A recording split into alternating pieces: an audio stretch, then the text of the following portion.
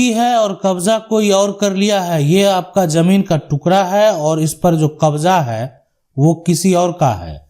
इसको लेकर supreme court ने भी जो है यहाँ पर एक निर्णय दिया है। क्या निर्णय दिया है? तो सबसे पहले इसको समझें कि जो आपकी जमीन है उस पर कब्जा जो है 20 साल से कब्जा है, आज से नहीं है, 20 साल से कब्जा है।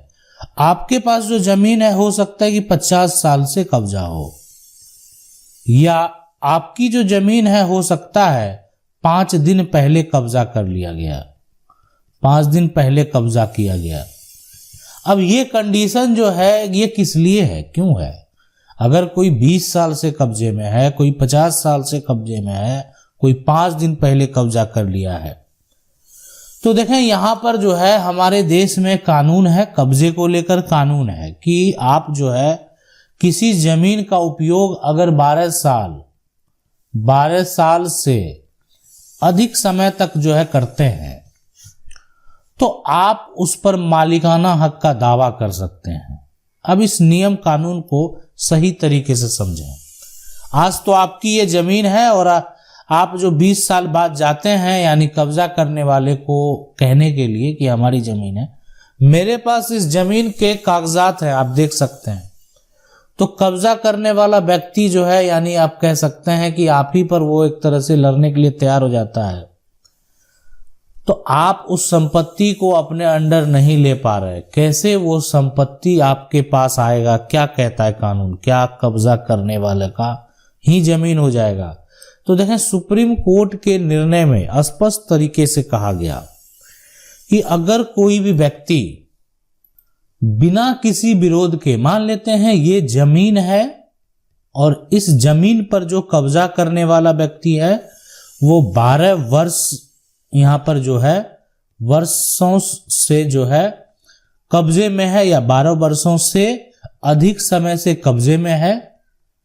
अब इसमें किसी प्रकार का जमीन मालिक का विरोध नहीं है।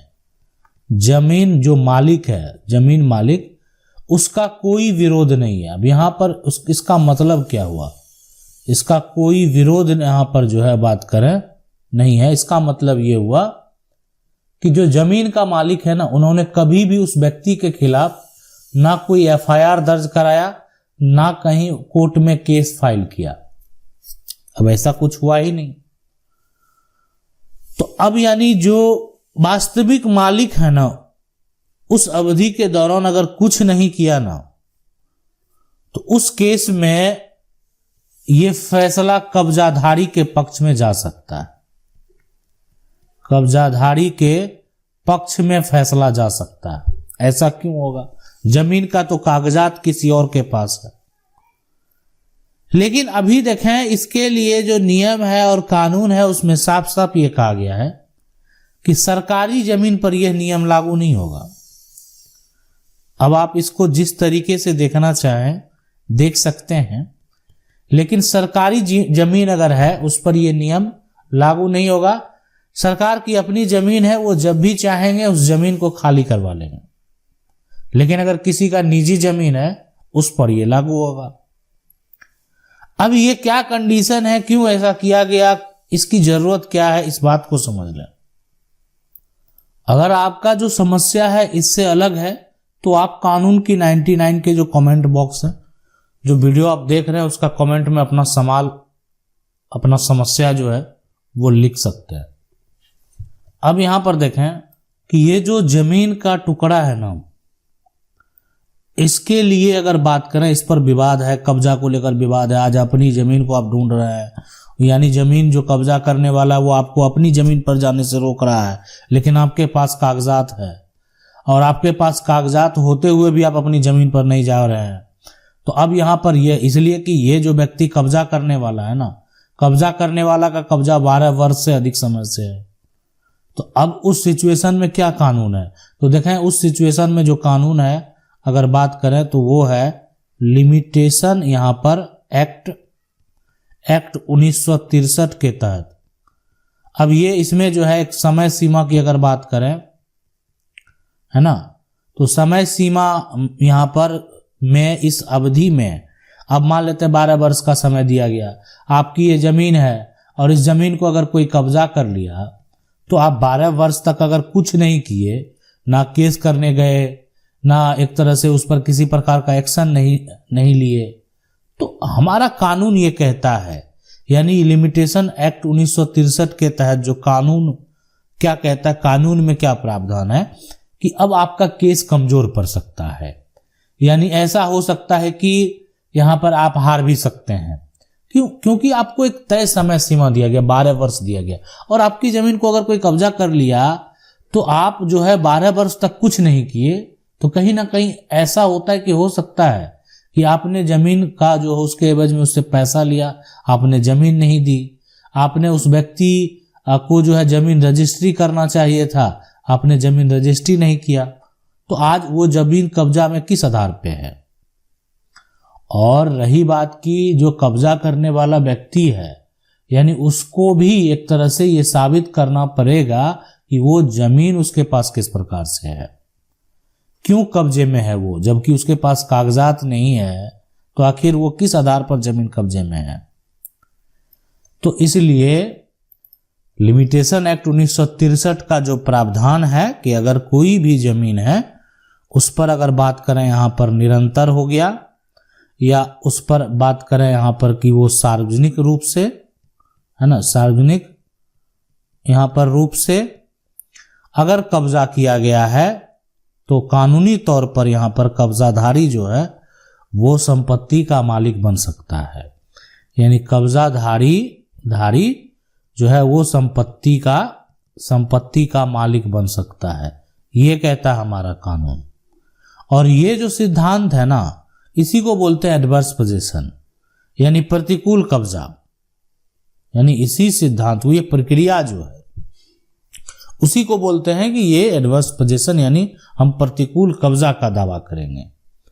तो इसलिए प्रतिकूल कब्जा का जो दावा करेंगे ये तभी आप कर सकते हैं जब जमीन आपके कब्जे में है, और आज तक मान लेते हैं ठीक है आप घर बना लिए, यहां पर घर बना हुआ है, आप घर बनाकर दूसरे की जमीन पर रह रहे हैं, और ये आज से नहीं रह रहे हैं, 20 साल हो गया, 20 साल हो गया, तो आप खुद जमीन जो मालिक है जिसके पास कागजात है उसके ऊपर केस फाइल कर सकते हैं, हम 20 साल से इस पर रह रहे हैं, और ये साबित वो करने में सफल भी हो रहा है। आज तक तो जमीन मालिक हमको ये कहने नहीं आया, या जमीन मालिक कभी किसी जो एफआईआर तो दर्ज नहीं कराया। अब हमारे पिता को जमीन का जो मालिक है वो कैसे जमीन दिए थे, किस आधार पर दिए थे, बहुत सारे कंडीशन है। जमीन कब्जा में रहना भी बेहद जरूरी होता है।